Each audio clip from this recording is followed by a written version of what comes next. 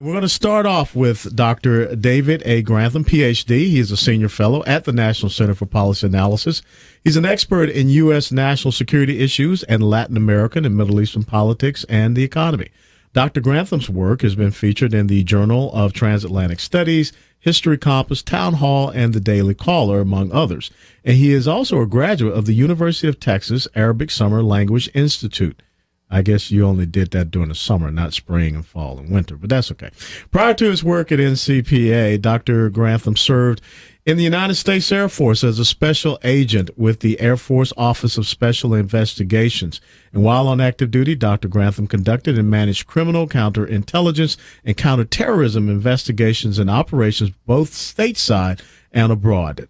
Dr. Grantham oversaw investigations as an operations officer at Ellsworth Air Force Base in South Dakota and led operations to prevent foreign exploitation of military technology as Chief of Research and Technology Protection in Arlington, Texas. He deployed to Afghanistan and Camp Bucca, Iraq, 2006, Baghdad, Iraq, 2008, in support of the OSI counterintelligence operations. His Ph.D. is in history from Texas Christian University. He is a Horned Frog, and a Master of Science in International Relations from Troy University. He earned his Bachelor of Arts in History from the University of South Florida in 2004. David, it's good to be with you. Thanks for having me. Well, I tell you what, it's just an impressive background. And, of course, the great thing is that not only did you serve here with the OSI, but you deployed. And, you know, a lot of the great things that you have seen on the ground is so important for us in the national research policy we do, national security research policy we do at the NCPA. But let's talk about something that has just completed, the National Defense Authorization Act for 2017. And, of course, the House has voted and it has passed. What were some of the points that you were happy to see with the National Defense Authorization from the House side? The Senate is still deliberating it. I think several points to be made with the NDA, but going back to our national security petition that we have here at the NCPA, one of the main areas is attempting to build an efficient military that's also cost effective. Mm-hmm. And I think Chairman Mac Thornberry did a nice job of trying to deliver that type of military. Several issues within that, one of them being the broad concept of nation building and dedicating forces and money to rebuilding nations, and money ended up being wasted. For example, in Iraq, I believe there was $9 billion that's gone unaccounted for. So some of the policies where he attempted and others have attempted to bring money back under the fold of the Department of Defense and then have that spent in ways that are more dedicated to force protection, to deploying forces, to building up the readiness of our forces, mm-hmm. versus dedicating money that is solely for building or rebuilding developing nations. And for our audience, you can go to the Point of View radio website, pointofview.net, and you can see that Provide for the Common Defense petition from the National Center for Policy Analysis. And it has 5 basic points. We talk about building a military, a credible deterrent force for the 21st century. Something that is near and dear to our hearts, we discussed, reducing the Department of Defense bureaucracy, but also transforming our warfighting strategies. But another thing that I think is so important, and you know, you being in the Air Force, this is near and dear. How do we do better in reforming our acquisition systems and our procurement of weapons? Absolutely. It's been well documented, the money that is spent, the cost overruns, as they call them in the government, mm-hmm. where, for example, the Joint Strike Fighter, it's the 5th generation aircraft. It can do everything short of making coffee. But that's the F-35? That's the F-35 right. Joint Strike Fighter. However, this thing has gone over budget. It is something like 10 years past due of when it was intended to be finished. And the acquisition process has become not only cumbersome but dangerous, mm-hmm. because the cost and the length of time that the military can't get their desired technology. And so the NDAA has, the National Defense Authorization Act has implemented some things towards that end. And then a separate bill, which was introduced in the House recently, attempts to address the very specific issue of the acquisition process and attempting to hold the military accountable for any mistakes or cost overruns that they incur. And one point in particular within the bill that is interesting, and you and I have talked about, is the fact that the career track is no longer going to be, according to the bill, would no longer be an acquisition officer versus now, or the proposal would be an officer would serve, or some military would serve in a acquisition position, work with contractors for a set amount of time, and then go single back. Tracking. Exactly. Yeah, that was one of the things we saw in the Army in my career, was that they went from having a dual track, where my basic branch was artillery. You can go and work in acquisition for 2 or 3 years or 4 years, but you would still come back to artillery. And of course, you may have to deal with some of the stuff that you were pushing through the acquisition system. Of course, now they have changed that to just a single track, where you have people that go into an acquisition corps, and their emphasis seems to be more with the contractors and getting, systems pushed through. Now, what is, we got about 1 minute and 20 seconds. What are one of the key things? What's one key thing we can do, in your estimation, to help to reform this acquisition process? I think the one thing that we need to do is there needs to be both a cost-benefit analysis of every aircraft, and there has to be some sort of accountability for both the government and the contractor. Mm-hmm. There must be something in place, whatever those solutions look like, whether it's some sort of insurance plan or something that requires both to be held accountable for cost overruns, because the taxpayer at this point, we're the ones that pay that. Mm-hmm. So there has to be something in place that deters that, both on the government and the contract side. And I think another critical thing to dovetail with that, once you set the requirements should be set. Absolutely. You cannot come back and keep adjusting requirements, which is one of the critical things that we see. And I think that those requirements should be pushed up from the bottom to the top, not from the top down.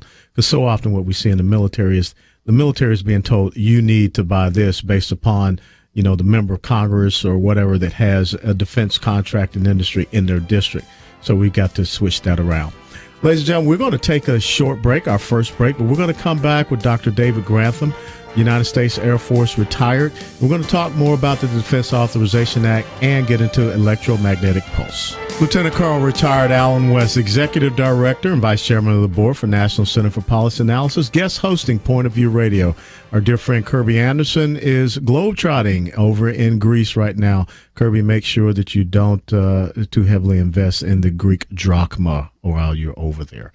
We're here talking with Dr. David Grantham, former captain, United States Air Force, senior fellow at the NCPA, about national security and the recent passing of the National Defense Authorization Act for fiscal year 2017 in the House of Representatives, still yet to be passed in the Senate. We have a Provide for the Common Defense petition now that is linked to the Point of View website, so please take a look at that and sign on to it, because it is so important that we understand the most important responsibility of the federal government is to provide for the common defense. David, we had we were talking about the points, and there were a couple other points. We were finished up talking about acquisition, but one of the other things that is a big, I think, cost eater for the Department of Defense is the bureaucracy thereof. Not just the civilian bureaucracy, but a very top-heavy force structure as far as, generals and admirals. I always kid my Navy brethren that we have more admirals in the Navy than we do have ships now. How do you feel about reducing that DoD bureaucracy, and what did you see in this NDAA that was recently passed?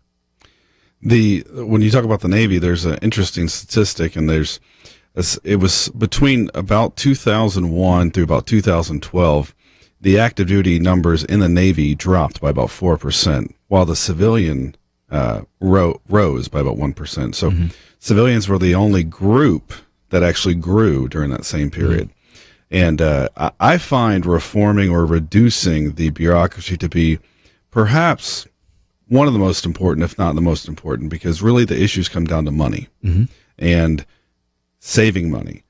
The sequestration and other cuts have resulted in 40,000 of your Army brethren being cut, whereas the joint staff between 2010 and 2012 grew by over 200%, just Amazing. The staff. Yeah. So there is millions to be saved by, no disrespect to those civilians and those generals who were serving. They've served their country, but there has to come a point where it's not necessary. And if we're cutting troops that are actually going to deploy before we're training back staff at the Pentagon, at these major commands across the world, that needs to be fixed. And there is some stuff in the NDA to do that. Yeah, it's amazing because when you talk to the young men and women out there, 6 and 7 combat tours of duty, it's not just the stress that we see on them, but it's also the stress that we see on the families. So we've got to do something and putting that in balance. And speaking of the families, another point that we had in that petition was about better compensation for the young men and women out there. And there were some interesting things that we find out about those first-term soldier, sailor, airmen, and Marines that come in and raise their right hand. You want to share that with us? The audience would probably be surprised to know that there's military on food stamps. That's a fact that is not well known. Mm-hmm. That should shock us in and of itself. The military should not be compensated at a level that requires them to use food stamps to feed their family. And, you know, it's unconscionable to me because right now, if you want to talk about an interesting policy juxtaposition, we have people that are out there, you know, fast food workers, McDonald's workers, talking about a $15 minimum wage. I mean, if you were to do the calculation of the minimum wage or, you know, per hour of a young soldier, sailor, airman, Marine, I think it would really shock people. And then, of course, we're not telling them they can't enter in with families. And it's unconscionable to me that I think it was about 2 years ago, about 84 million, as you just said, of food stamps were used in defense commissaries. Yeah, it's unsettling to say the least. Yeah. And on top of that, you have families that are having to move frequently. So oftentimes spouses, whether it be a husband or a wife, they have a hard time keeping and maintaining jobs because they have to move. Yeah. And therefore their resume doesn't lend itself to as an attractive employee to a potential employer. Let's transition to recently you went down to Austin, Texas, and participated in a forum about electromagnetic pulse, EMP. Now, a lot of people say this is Star Wars type stuff, Colonel and David, but think about this. In the recent national security strategy document of the Iranians, when it was translated, EMP was mentioned some 22 times, if I'm correct. Yes. Now, what folks don't realize is here in Texas, we're on our own separate electric grid as opposed to the East Coast and West Coast grid. What would be some of the major consequences and ramifications from a national security perspective of an EMP attack here in the great state of Texas? So to shorten or to simplify the EMP threat, for those of the audience that are unaware of the impact of the effect of an EMP, it is an electromagnetic pulse that would physically damage any electric nodes within the grid, cell phones, computers, anything that has an electrical base. It would literally fry it. Mm-hmm. Texas has its own grid, as you mentioned, opposed to a whole eastern coast and a western coast. And when we look at Texas, one of the major consequences involves national defense. 11% of our active duty military who are stationed in the United States are stationed in Texas. Mm-hmm.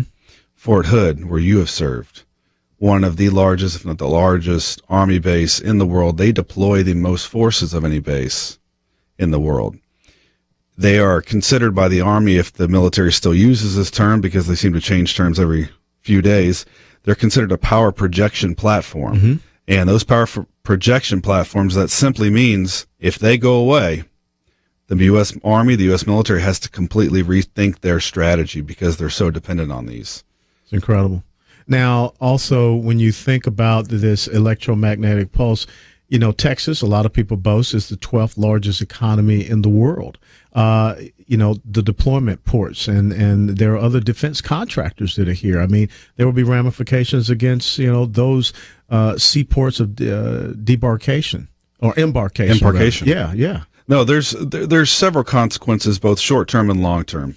The short-term being what we've discussed. The military, if the grid is down, the military can't react. They can't, for example, the B-1s in Dyess Air Force Base out in Abilene, Texas, they are the most prized, the most used long-range bomber in the U.S. military. They're only here in Texas and in South Dakota. Now, quickly, what can we do to, you know, here in Texas, if there's any place? I mean, there's a lot of Texas pride here. I'm honored to be here since January last year. What can they do in the state of Texas? I mean, who are the leading state legislators championing this issue?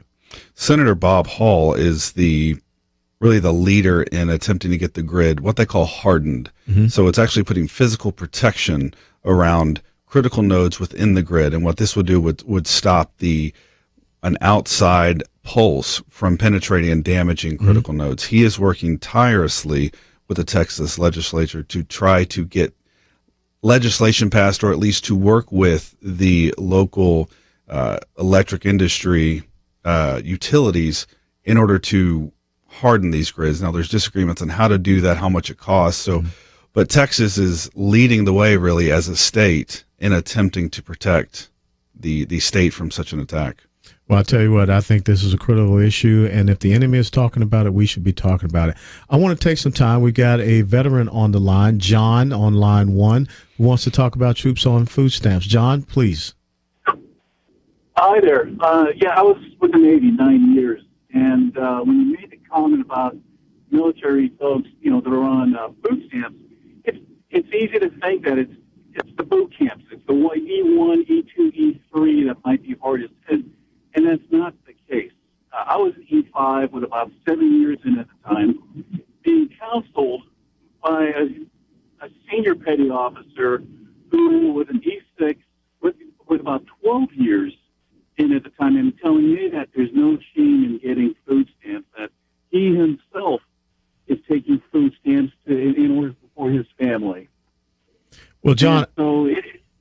Go ahead. No, I was going to say, because I got to get ready to wrap up this segment, but I want to thank you first and foremost for your service. Anchors away. I wish the Navy would stop beating the Army in football, so help me out there, brother. But I find it unconscionable, absolutely unconscionable that, not just the first termers, but as you just said, those middle-level NCOs that are also having to suffer and have their families on food stamps. So, John, thank you for bringing that to our attention, and we will continue to talk about this issue and get it rectified. Anchors away, brother. All right. Thanks. David, closing thoughts as we start to see us transition into a new presidential administration. What's the one critical thing that you think a new commander-in-chief should be focusing on? Prepare our forces. They must be ready to respond to a threat, whether it's terrorism, a state-based threat such as China and Russia. The military must be ready, and that is not suggest that we have to spend more money. We have to spend money wisely, but we have to be ready. Well, I want to thank you so much for the work that you do as a senior fellow at the National Center for Policy Analysis, but I also want to thank you for your service to this great nation in the United States Air Force. Ladies and gentlemen, Dr. David A. Grantham, Ph.D., former captain, United States Air Force. Colonel Alan West, I'll be right back after this break here at Point of View Radio. Welcome back on the backside of the first hour of Point of View Radio. Today, Lieutenant Colonel retired Alan West, the Executive Director, National Center for Policy Analysis. We just spent the first half hour of the show talking to Dr. David A. Grantham, who's a senior fellow at NCPA, about national security. And now we're going to talk about another issue that is very near and dear to every American, is your health care. And we're joined by Dr. Devin Herrick, Ph.D., preeminent expert on 21st century medicine, including the evolution of internet-based medicine, consumer-driven healthcare, and key changes in the global health market.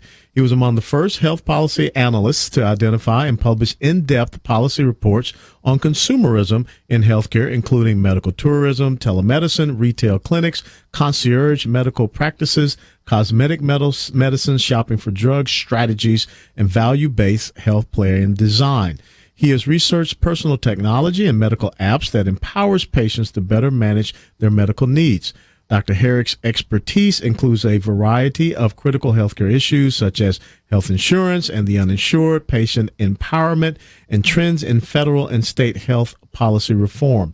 He has conducted about 100 cutting-edge research projects for the National Center for Policy Analysis. And Dr. Herrick received a Master's of Public Affairs and Ph.D. in Political Economy from the University of Texas in Dallas.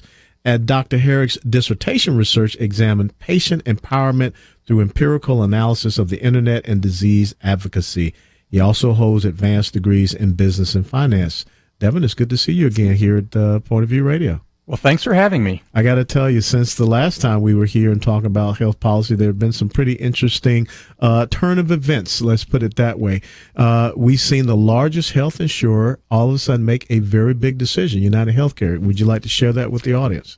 Well, the health insurance in the Obamacare exchange is not very profitable for the insurance companies. They are losing, I've seen estimates as much as $100 per member per month. In other words, they're losing $1,000 a year on a lot of their enrollees. And as any smart business would say, it's like, wait a minute, we can't raise rates enough to attract people that are willing to pay and are healthy enough to be good risk. So United Health Group and probably several others is deciding just to bail out of the exchanges next year. Now, it's interesting you say bail out of the exchanges, because one of the things in the original legislation, now law, as Nancy Pelosi said, we have to pass the bill in order to find out what's in it. It had this thing called risk corridors. Can you explain to the audience what a risk corridor was? Well, the risk corridor, and there's actually what they called the 3R, reinsurance, risk corridors, and these were essentially designed to spread some of the risk for the first couple of years. Two of the programs are temporary. There was one reinsurance I think was longer term, if I'm not mistaken. Well, every insurance company was losing money. There was no money to be shared, no profit to be shared. There was just losses. And so it turns out that that this was going to cost taxpayers billions of dollars. Taxpayer bailout. Oh, yeah, it would have been a taxpayer bailout. Well, so what the Department of Health and Human Services did was they divvied up roughly 13% of what the insurance companies thought they were owed, but they got 13%, 13 cents on the dollar, because everyone was losing 83 cents on the dollar. There was really nothing to share. And it just is a very poorly designed program, and as a result, it's not profitable for any of the insurance companies who participate, and it's not affordable for the enrollees who participate. Now, that's the key thing. Let's talk about this other issue, because we are now in year 7, I would say, of the Affordable Care Act. We are still seeing those insurance premiums rising on Americans, which is something that supposedly you were supposed to see an overall savings. Am I correct? Oh, we were told that every family would save something like $2,500. Well, I think not only did we not save $2,500, I think a lot of families are seeing their premiums rise by $2,500 over the baseline. In a struggling economy. Oh, absolutely. The premise of the Affordable Care Act was to overcharge most people so a small segment could get a cross subsidy. The problem with that is people that are being overcharged, especially young people, well, they feel bulletproof. They feel healthy. Mm-hmm. They know they're getting ripped off. And of course, if you know that you're being overcharged, you tend to shun that service or that product, and they're doing it in droves. Even though there is the punitive individual mandate tax out there that, of course, we were told is just a fine, but then all of a sudden the Supreme Court comes back and gives this incredible taxation of power and authority to the Congress. So now we're taxing people to modify behavior, it would seem. Well, yeah, it is a tax, but the secret is that the IRS cannot really force you to pay it. They can't put you in jail if you refuse. They cannot put a lien on your house or garnish your wage. Well, okay, yeah. And really, yeah. In fact, about 80% of those who have not complied are getting a waiver. And as anybody who would, who's rational would say, well, let me see, I can game the system, so why should I play fair? Yeah. And a lot of people are not, they're gaming the system because they feel like they're being compelled to buy something that has little value to them. Now, another thing that we were talking about before we went on air was a recent ruling about some of the subsidies being illegal. Well, there were two types of subsidies for those whose incomes are too low to afford health coverage in the exchange. There are premium subsidies, and those were, I guess, correctly written so that they are being appropriated by Congress. Then there is the cost-sharing subsidies. That's extra money to help people below 250% of the poverty level have money to cover their deductibles and their cost-sharing. Well, the people writing the bills, the congressional staffer who wrote the Affordable Care Act, roughly 6 years ago now, well, they neglected to include any provisions for an appropriation. And of course, the bill was hurriedly passed. It was actually the Senate took over the bill. Well, actually, the House took over the Senate bill and quickly passed it because Senator Kennedy had died, and the Senate no longer had a majority to enough to protect any new bill or vote on any new bill. So they essentially passed a flawed bill. They knew it was flawed, but that's all they had. So they passed a flawed bill, and lo and behold, they hadn't bothered to appropriate or have provisions to appropriate cost-sharing subsidies. So the administration just paid it anyway. Well, a federal court in the District of Columbia just said, no, that you really can't do that. That's not legal under the Constitution. Well, and also it seemed that as they were going along, the amendments to anything had to come from, the legislative branch. But it seems that the Obama administration was amending the Affordable Care Act as they went along by the president's pen and phone, I guess. Well, and just this morning I was reading that some of the higher level IRS commissioners actually suspected that the cost-sharing subsidies were illegal, and they raised objections, and they were told, no, here's the proof, but don't take any notes in this meeting, and we want the memo back before you leave. So. Incredible. Now, and just, ladies and gentlemen, again, a little civics lesson. If you have not heard about the origination clause, any revenue-generating piece of legislation has to come from the House, not from the Senate. And, of course, as we go back, once the Supreme Court ruled that the individual mandate was a tax, that meant that the Senate actually generated a revenue-generating piece of legislation, which is against the Constitution. Just a little thing that you have learned in Constitutional Studies 101 from the good Colonel. Now, let's talk about real quick before we close out this segment. This thing just seems to be a big Medicaid expansion. Oh, absolutely. Half of the people that are newly covered under the Affordable Care Act are, in fact, enrolled in Medicaid. And as I've testified before state commissions and state legislatures and talked to state officials and think tanks from states, and just explained the cost the benefits are front-loaded. The cost will come later.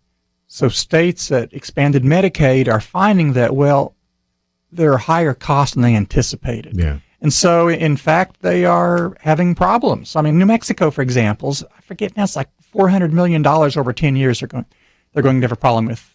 And it's the old bait and switch. The federal government came down and said, hey, we'll take care of this thing in the first couple of years, but, then it's going to get picked up by, the states later on. And I know Texas gets a really bad eye because they refuse to take a part of it, but, in the long run, it may be better for the economy that they didn't. Well, I did some research and looked at some surveys on which states expanded and which didn't. What are some of the characteristics? States who expanded Medicaid are tax and spend states. They have higher taxes and higher spending historically. States that did not expand Medicaid are conservative states. They have lower taxes and lower spending and are more fiscally responsible with their taxpayers' budgets. And there's a reason why so many people are moving to the great state of Texas. And I think it's because of those basic fiscal responsibilities. Ladies and gentlemen, we're going to take a break. We're going to come back afterwards. Now that we've talked about some things wrong, we're going to talk about the health care reform agenda that Dr. Devin Herrick has put forward. Colonel Alan West here with you at Point of View Radio. Lieutenant Colonel Alan West, guest hosting for Point of View Radio. Our dear friend Kirby Anderson is traveling over in the land of King Leonidas and the Spartans. He is in Greece. We're here continuing our conversation with Dr. Devin Herrick, who is the Senior Fellow for Healthcare Economic Policy at the National Center for Policy Analysis here in Dallas. In our first segment with Dr. Herrick, we talked about some of the things that we see now happening with the Affordable Care Act, Patient Protection Affordable Care Act, which kind of seems oxymoronic when you think about it 7 years down the road. Now, let's talk about what you are putting out there, Dr. Herrick, in a congressional brief that you just produced on the NCPA healthcare reform agenda. Go. Well, the most important thing is to undo the bad things we've already done. We need to repeal Obamacare. Now, there are those that say, no, we'll never actually repeal it. Whatever you want to call it, repeal it or fix it. It's all the same. Yeah. We cannot patch over a bad law. We need to fix that law. In the military, we call that putting a Band-Aid on a sucking chest wound. Yeah, we cannot do that. Yeah. For example, we need to allow flexibility in coverage. Americans cannot buy affordable health coverage that's of their own choosing because they're being told what they must have through the Affordable Care Act. Well, if I'm a young person and I want a limited benefit plan, it doesn't let me do that. The Affordable Care Act says, no, you need to buy comprehensive coverage that the bureaucrats in Washington think you should have. I would say let Americans buy what they want and let insurance companies and health plans and employers design plans Americans can afford. Something else is we need tax fairness. For example, Americans get a much larger tax reduction for buying insurance through their employer. They have to actually use after-tax dollars if they get individual coverage. I would allow Americans who lack coverage through their employer to get a tax credit that would help compensate them to get coverage in the individual market. I would also like to expand Americans' access to primary care. Well, Colonel, I've talked to a lot of people. Many of them say they have a hard time affording insurance coverage. You know what they all want? Every one of them they want to be able to see a doctor when they feel bad. They don't care if they have insurance coverage that'll protect them for $1 million or $2 million. They want to see a doctor when they get sick. Well, a more affordable health plan would allow that, and we could further help Americans be able to see a doctor by expanding, Americans' access by letting maybe nurse practitioners or streamlining the process for foreign medical graduates to practice in the U.S. There are a lot of doctors abroad who are highly trained, have very expensive educations, but they can't really come here easily. They can't practice here because of really bureaucratic regulations. Just tell them to go to Mexico and walk across the border and they're here. Well, they can come here, they just can't practice here. But we also need to expand price transparency. A lot of Americans are complaining about they go to a doctor, maybe the doctor sends them to the hospital for a procedure. They get numerous bills from people that they've never met, and these bills are expensive. And then they find out that their insurance company won't pay that bill because, this particular radiologist or pathologist or anesthesiologist is not in my network. But yet, under most state laws, you are liable for those bills simply because you signed a piece of paper when you first went into the hospital that said, I'll pay all bills. Well, what we think at the NCPA is that there needs to be a meeting of the minds.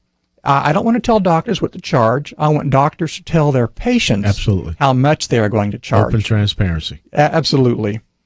We need to reform the way medicine is practiced. A lot of states will not let a nurse practitioner treat patients, even to the extent that they have the skill to do so. There are also regulations against talking to your doctor on the phone, or maybe I should say talking to a doctor on the phone who you have not met previous.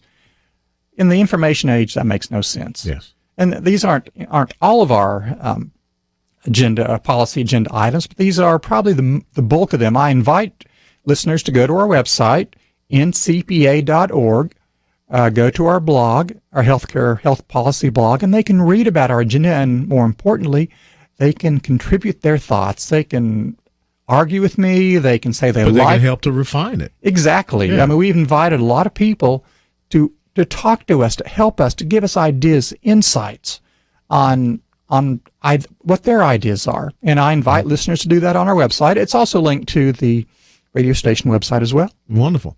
Now, one of the things that you hear a lot of people talk about on the campaign trail, the nice little soundbite about, how we're going to open it up so people can buy insurance policies, outside of the state. I mean, there's no more boundaries. There's truly an open, free market. How much do you think that will assist in as a good policy solution? Well, we are in favor of that, but a lot of policy analysts are now admitting that has a limited ability to lower cost. And in fact, a lot of the presidential candidates didn't really understand it. What buying insurance across state lines would do, it wouldn't make insurance companies that much more efficient. It would make state legislators be more careful when they pass all kinds of mandated benefit laws that are actually designed to benefit special interests. If, for example, I could go across the line from Massachusetts and buy in Connecticut and get a policy that was much cheaper, that would force Massachusetts to cut down some of their numerous mandates. I mean, like hair pieces for cancer patients or pastoral count. I mean, there's probably 55 or 60 different mandates that the state legislature has told insurance companies you must offer on all policies. And these are driven by special interest groups. How does that affect the state's insurance commissioners? Well, state's insurance commissioners would have to take a much more aggressive role in talking to their legislature and saying, or their assemblies, and saying, these are all good ideas. Your donors are asking for these, but no, we can't do it because we'll lose the entire industry. They'll go next door. Now, one of the policy initiatives that NCPA came up in its 33-year history that a lot of Americans are using, health savings accounts. How can you leverage health savings accounts to better rectify people having their own health care dollars? Oh, absolutely. Health savings accounts are really just a way to save for your health care needs in the future. And they're really great for paying for, your cost sharing underneath your deductible, paying for co-pays, paying for drugs, things like that. In the end, we all pay for our health care through reduced wages or insurance premiums. It makes a lot more sense to put more of those dollars into an account that you control instead of sending those off to an insurance company or in some other way like that. We really think that we should expand health savings accounts. We should expand what they can be used for. The Congress should expand who's allowed to contribute to a health savings account. There are precise regulations that prevent many people from being able to set money aside tax-free for their medical needs. That's a mistake. And that's part of the Affordable Care Act, is the taxing of HSAs, if I'm correct. Well, they increased the penalty on non-medical use when the proponents of the Affordable Care Act signed it into law. That was a mistake. People were not misusing the funds. In fact, health savings accounts are a great way to save for the future. And when you control the dollars, you act more like a consumer and your doctor acts more like a competitor. Absolutely.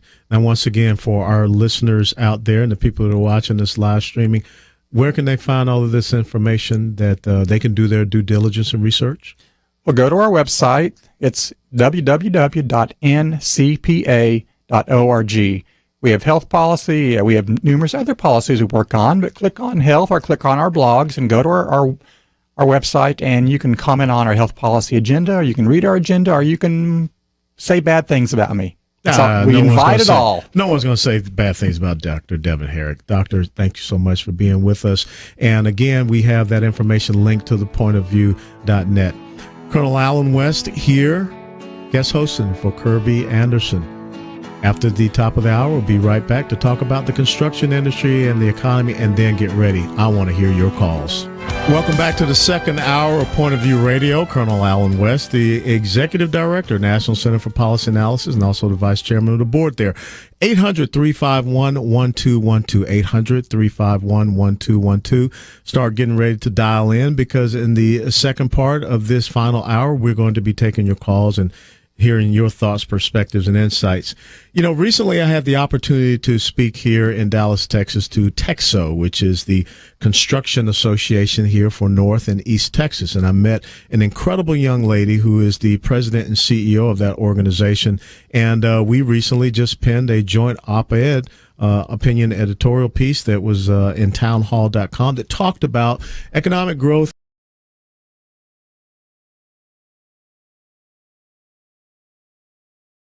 is the president and CEO of TEXO, the Construction Association. McDaniel's experience includes construction, architecture, and business development, along with working for and now leading one of the largest construction associations doing an incredibly robust Dallas-Fort Worth construction economy. TEXO is the largest commercial construction association in North Texas, with members' combined annual revenues of more than $9 billion. McDaniel has been with TEXO since October of 2013 and led the members program and services efforts until her promotion to President CEO in March of 2015. She has played a key role in the success and growth of TEXO. She attended the University of Oklahoma, and I won't hold that against her since Oklahoma beat Tennessee last year in double overtime in football. That's okay.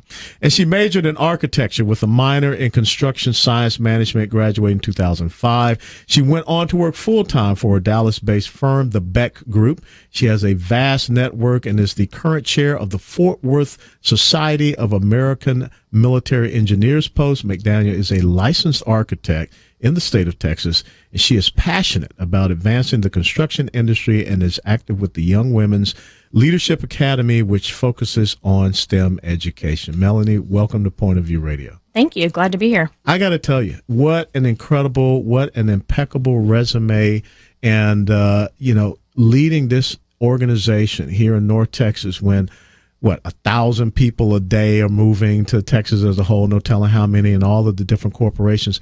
But I want to start at the beginning, going back to your upbringing, and let me get this right.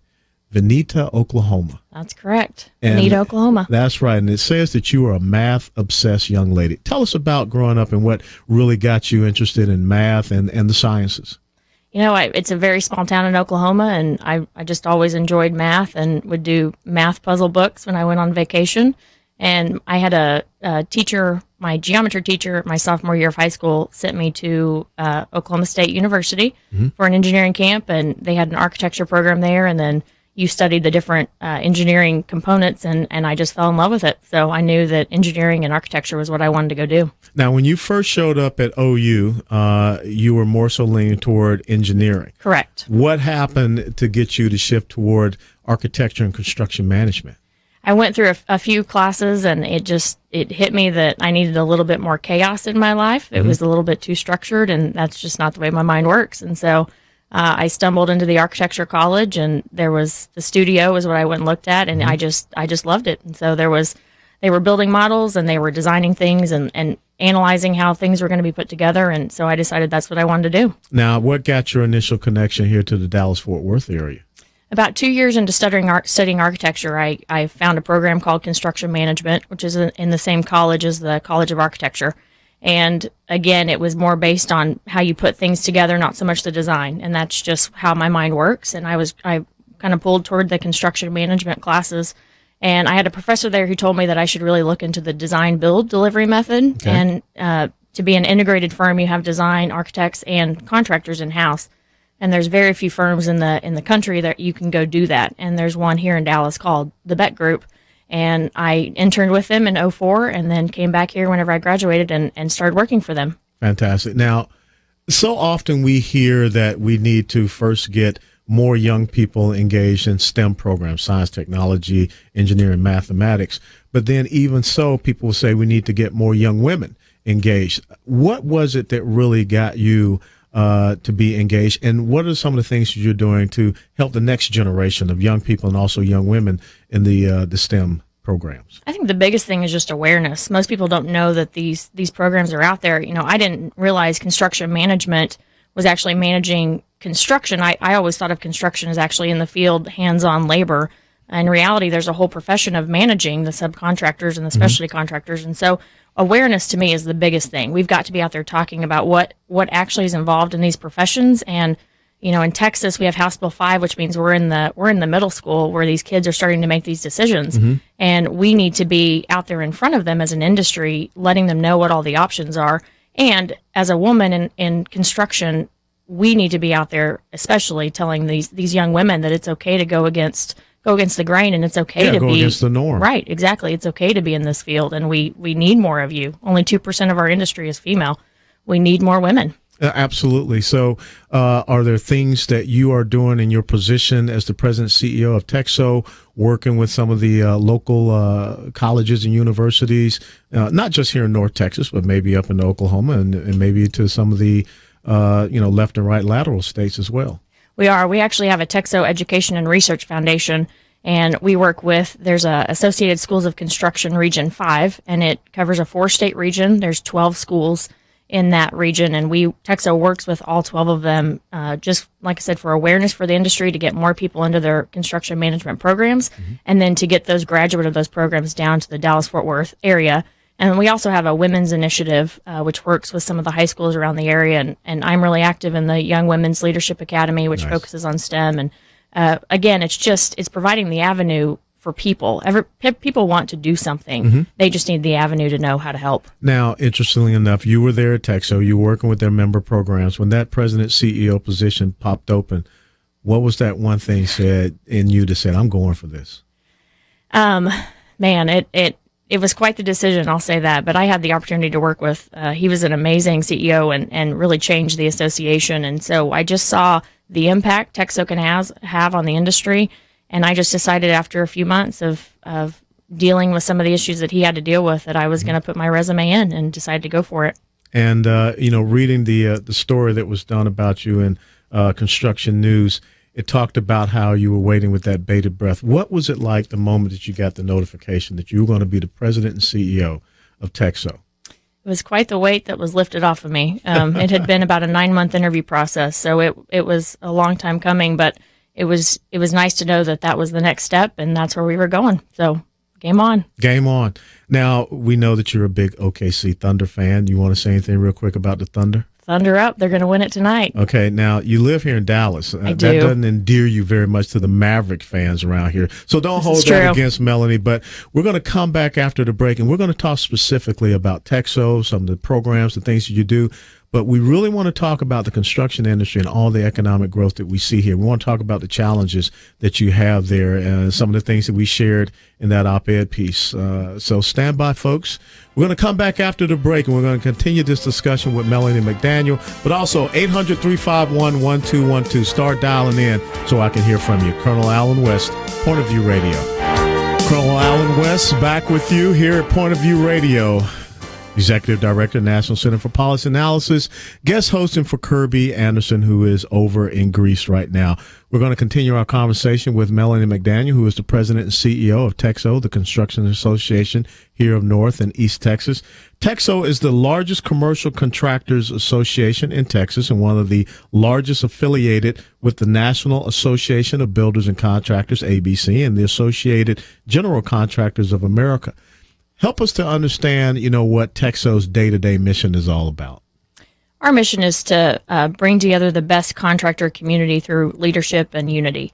So we do that just by, we have about 350 companies that are members of Texo, and visiting with them, figuring out what their challenges are, and then Texo goes ahead of them and tries to figure out a way to help them solve those challenges in the industry. Now, does your span of control go all the way across East Texas to the Louisiana border? Correct. We're 60 counties in the north and east area of Texas. Okay. Now, when you look at the incredible growth here in Texas with, all of the different corporations and industries moving here because of the economic opportunities, what are some of the major challenges and also opportunities for Texo? The biggest challenge is just our skilled workforce. We need more people in our industry, both in the degreed professional side and then the skilled labor side. So Texo does 3 major things: governmental advocacy, professional development training, and then safety training and awareness. So with the influx of businesses moving here and the influx of construction, we have a lot of new people into our industry, which means our safety training is right now just the thing that people need the most is safety training. Yep. Now, the regulatory environment, does that affect the construction industry heavily? Definitely. And that's a big thing, a big piece that we work on governmental is just what's impacting our companies on a day-to-day basis. Now, do you find that, state or federal government, do they, solicit your input before they start to issue some of these regulations that affect you and kind of have you chasing your tail lots of times? They do. Being part of two largest national construction associations in the country helps because there's a lot of knowledge that comes with ABC and AGC with those logos. Mm-hmm. So Texo being a combined chapter of those two, we kind of have 2 large forces behind us, and we're very active in the Texas legislature and then also on the national level and the local level as well. Now let's come back to the challenge you mentioned about skilled labor workforce. How can we do better? I grew up, I'm a little bit older than you, but I grew up in a time when we actually were teaching things, like wood shop or, other aspects, automobile mechanic and whatever in high schools. And when you start to look at some of these skilled position welders and things like that, when I was back a member of Congress in Florida, we found that some of these industries are dying out and they're not being replenished. So what is your recommendation, what we can do for, developing this next generation skilled workforce? Yeah, I think the average age of a plumber in DFW is 55 right now. So it is definitely a dying workforce that we've got to... Wait, now I'm 55. Not dying, not dying. Okay, so don't say... How about aging? Will that work? That's acceptable. So we've got to get into the high schools like we talked about earlier and let them know construction has a bad perception. And we've got to first off change that perception out there. It can be a very lucrative industry. And when you graduate from high school, you can go work for a specialty contractor who will send you through apprenticeship school, and you can be making $40,000 right after you graduate high school. A lot of people don't know that. Well, and see, the thing that's amazing to me is that it would seem that there are a push through government that is counterproductive to what you just said. That will say to some people, to basically stay at home or to stay in McDonald's, and we will give you $15 minimum wage, instead of investing truly in development of these next generation young people and skills that will enable us to be able to continue on with this construction boom and the compensation that you have there. I remember reading about in the Bakken oil fields up in the Dakotas, the incredible, high 5-figure incomes that young people coming out of high school can have. So how do we get into the high schools and we start to develop a new type of curriculum that, gets people to understand productive skills and whatever, and apprenticeships?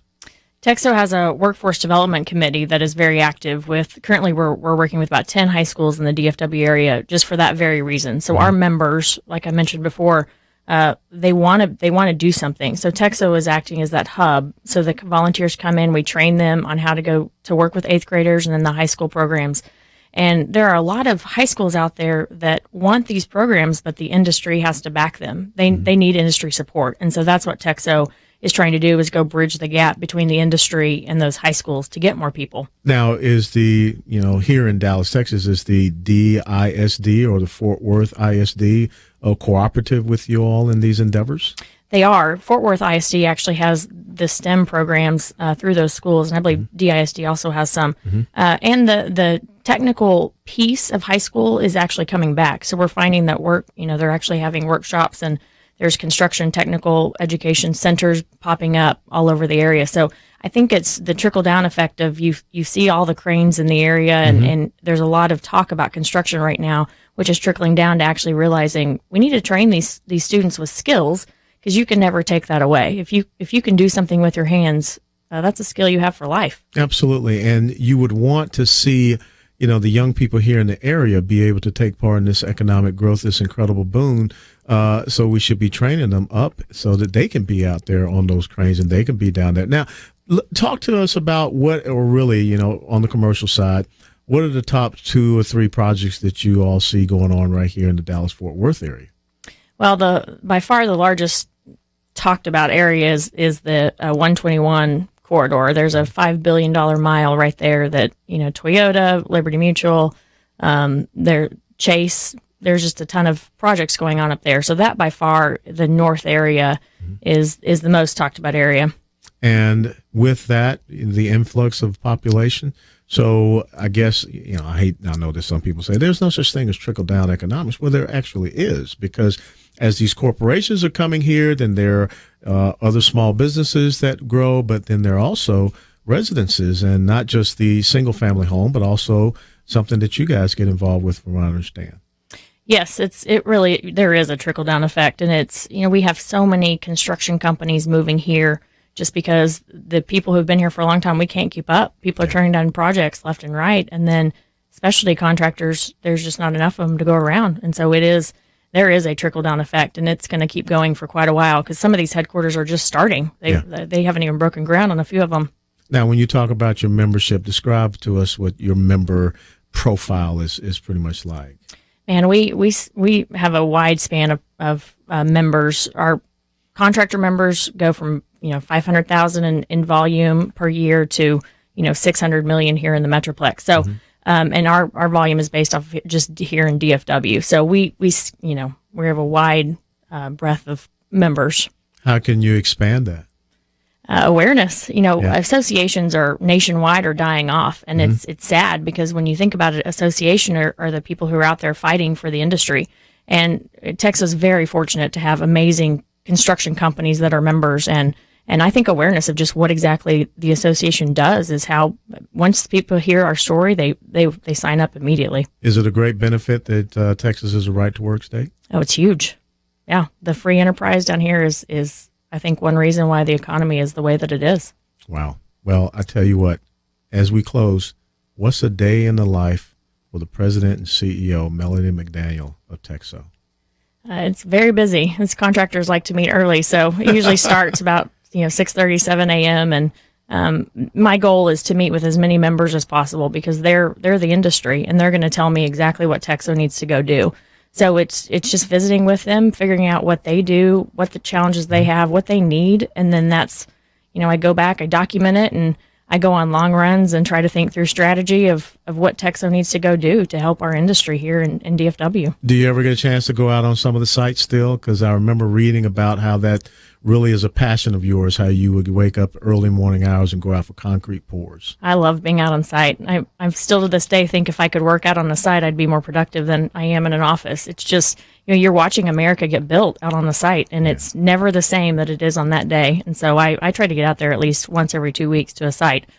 Just remind you of that's what you're fighting for, those workers. That's why we're here. In 20 seconds, what is the thing that drives you the most being the president and CEO of Texo?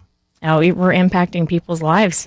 I'm passionate about two things, people and construction, and I think I'm put here on this earth to impact as many lives as possible and make them better, however I can do that. So the Lord put me here for a reason, and that's what I'm going to go do. You think you'll ever get back on the architecture, construction management side? It's a tough one. No, I love what I do. Awesome. Ladies and gentlemen, Melly McDaniel, she is the president CEO of Texo. Please visit their website. And if you're here in the Dallas-Fort Worth area, it's an incredible economic growth miracle. And the construction industry is part of that. Alan West will be back after the break. Point of View Radio. Greetings, ladies and gentlemen. We're in the second part of our final hour here at Point of View Radio. Colonel Alan West, United States Army retired. Executive Director, National Center for Policy Analysis, Kirby Anderson. Your normal host is over in Greece right now. The last half hour of the program, what I want to do is be able to share some topics, but most importantly, 800-351-1212, 800-351-1212. I want to be able to hear from you, so please, let's start lighting up the call-in line so that we can hear your thoughts, perspectives, and insights about today's topics, being in national security, healthcare, economic growth, and the construction industry, not just here in North Texas, but all across the United States of America. But I want to share with you, starting right now, some hot topics that I see going on across the country and then also across the world. We just had a bill, the Energy and Water Appropriations Bill, that was defeated in the United States House of Representatives over an amendment that would prohibit contractors, including faith-based contractors, from quote-unquote discriminating against transgender people. And we also know that here in the state of Texas, the Attorney General is leading the way, Ken Paxton, with 11 other states suing the Obama administration over this recent bathroom policy. I got to tell you, I don't understand why this is becoming a big deal, because when I think about the debt problems that we have right now, the deficits that we are starting to see teak up just a little bit, when I look at what is happening with our energy policy in the United States of America, the control of our borders, so many other things, I don't know why the administration would be making a big deal over this whole bathroom policy, transgender policy, whatever. I don't know what they think that gets them, especially in a presidential election cycle. So I believe that they kind of kicked the hornet's nest because a lot of parents are not happy with the federal government coming down and making such an edict, which will affect their kids and their schools. And we just talked with Melly McDaniel, and she was, bringing up the point about better STEM education and preparing people to be part of a skilled workforce. You would think that those are the type of things that we will be focusing on with our education policy here in the United States of America, not, who gets to go and use whatever type of bathroom. That's one of the hot topics I think that's out there right now. Another thing that's happening out in Seattle, Washington, I was reading up about this, recently. If you haven't been paying attention, I was elected to be on the board of directors for the National Rifle Association. That's a really big honor to be able to stand there and defend our Second Amendment rights, because I think the Founding Fathers realized if you don't have the Second Amendment, you may end up losing your First Amendment. And, of course, the very first right of the First Amendment is the freedom of religion and the free exercise thereof. But in Seattle, they have come up with this interesting thing, a gun violence tax. And out there in Seattle, the city council, which is led by a gentleman by the name of Tim Burgess, came up with a tax that will penalize any law-abiding citizen that wants to go in and buy a firearm. You will have a $25 tax per firearm that you purchase. And not only that, if you go and purchase ammunition, you have to pay a 5 cents per round tax for the ammunition that you purchase. Now, what is the whole purpose of this? Well, Mr. Burgess says that This is to go for a gun violence programs and training and medical research. Sounds very noble, except for one thing. The Second Amendment very clearly says at the end, shall not be infringed. So, Mr. Burgess, if you really think that the American people and the people up there in Seattle are so dumb to not realize what you're actually trying to do there, and that is to discourage the purchase of firearms, this is what I don't understand. How can anyone, government, believe that they can use taxation as a punitive measure in order to alter or modify behavior? That's exactly what is happening here. So instead of going out and just saying, we're going to get rid of the Second Amendment, what it seems that they're doing in Seattle, and understand, folks, if it's successful there in Seattle, I think you'll see it happening in other cities and municipalities across the United States of America. They're basically going to tax people away to discourage them from purchasing guns. And so what you have seen are many gun dealerships, gun stores in the city of Seattle moving out of the city limits. One still remains. I believe Mr. Combs has a place there, and he's struggling, trying to hang on. He's had to let some people go. But he believes that he serves a vital purpose. So I think that one of the things we need to look at is this Seattle gun violence tax and understand that, there was a reason why that shot was fired that was heard around the world there at Lexington Green. Because those redcoats, they landed, they came up there, they're going to take away the guns from the folks in Massachusetts. Be very careful about this. And the real problem I see is that you cannot use taxation as a punitive measure or a means by which you want to alter or modify behavior or impose a certain ideological agenda. Early on with Dr. Devin Herrick, we talked about the individual mandate, which initially we were told was a fine, and it ends up becoming a tax. So again, it seems that the American people are suffering from taxation as a means by which some people, through their ideological agenda, seek to modify behavior. Seattle gun violence tax, pay attention, make sure it doesn't come to one of your municipalities. The other thing that has happened out there on the West Coast, 10 months ago, we heard about the murder of young Kate Steinle, who was out with her father walking there in San Francisco. The person that shot her was an illegal immigrant who had been deported some 5 times. Well, just yesterday, San Francisco decided they would renew their sanctuary city policy. But they added just this little twist, which I'm trying to understand and wrap my head around. It says that the sheriff there can use discretion in notifying federal law agencies with certain felony crimes of individuals that are going to be released. I don't know what discretion means, but that is a serious point of concern. See, what we have to come to understand, and it comes back, it's kind of weird, when you think about it. You come back to that Obama administration policy about the bathrooms in our schools, that if the schools decide that they will not adhere to that policy edict, and that is an interesting thing because we do live in a constitutional republic where we have the rule of law and we're supposed to be governed, not ruled by edict.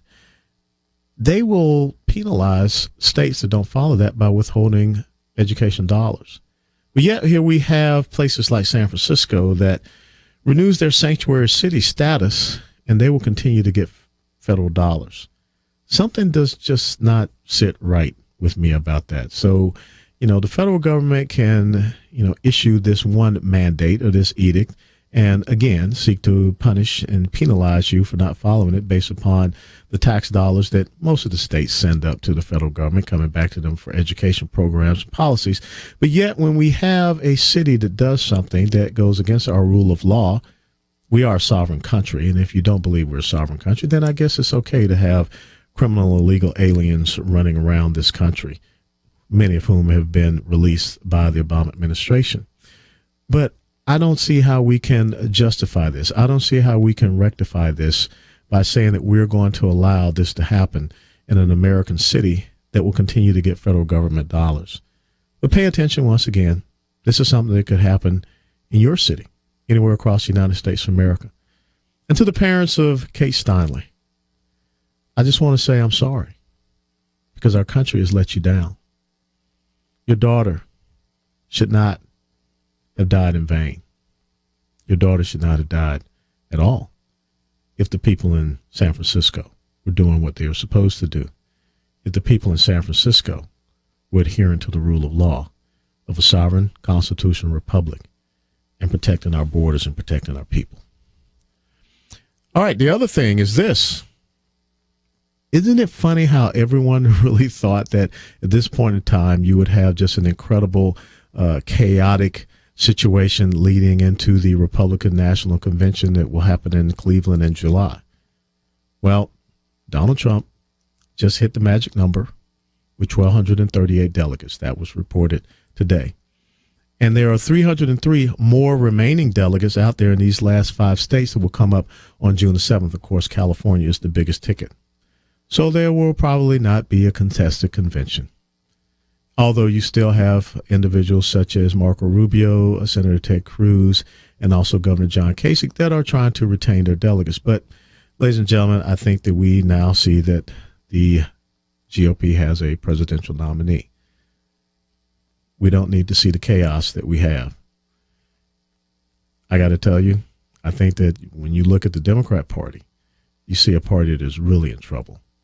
A party that wants to get rid of their DNC chair, a party that's having an incredible internet team fight, a party that, based upon the revelations of the State Department Inspector General, has a leading candidate nominee and former Secretary of State Hillary Clinton that took another couple of torpedoes in her ship, reference the procedures that she did not follow, which she says she had followed.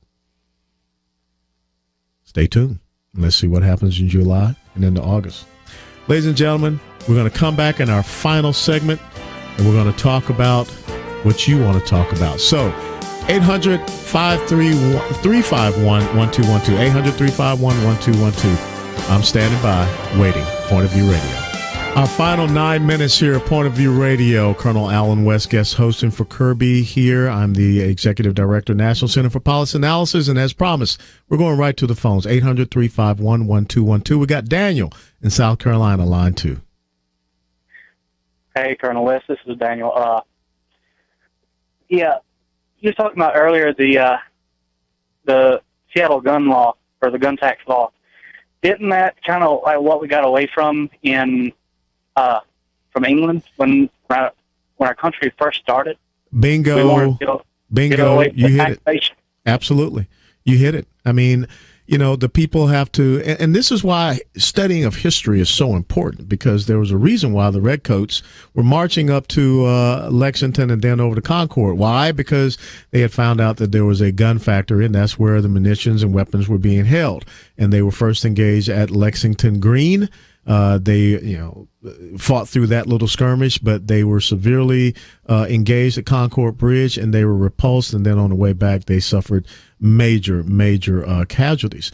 But you're right. It's all about the suppression of the ability of the American people to carry and be armed. And that's why the Founding Fathers were very clear in putting that Second Amendment in there. And furthermore, it is about the onerous taxation that happens without representation. So you just got to ask yourself, who was speaking up for gun owners out there in Seattle before that city council? And when you have this incredible ideology that says that we're going to defy this, Bill of Rights, this part of our Constitution, this is something that we have to pay attention to. And it is amazing to me that, the one right that is not accepted all across the United States of America is the Second Amendment right. And this is something that the American people need to pay attention to, because this could be coming to a city near you. Anything else, Daniel? Continue. They talk about the concealed carry permit, but really, does it line up with the Constitution? Because doesn't the Constitution say that via Second Amendment, it's our right as Americans to carry? Uh-oh, did I lose you? I'm still here. Yeah. To carry, period. You don't have to have a permit via constitutional carry. No, you're right, and that's one of the things that coming up, constitutional carry. Now, I will tell you that I do think that there needs to be some type of systems in place that we can make sure that these are law-abiding citizens out there carrying, there's no doubt about it. But one of the critical things that, you kind of hit on is with concealed carry, even there's no reciprocity all across the United States of America. So here I am in Texas. Let's say I'm on a road trip traveling. I have my weapons in my vehicle. There are certain states that if I get stopped, I'm violating, their law. So you have certain states in the United States of America that are infringing upon the Second Amendment right of the American citizen, even though you have done all of the right things. You're going through the background checks. You have, gone through whatever training and understanding of the laws and regulations.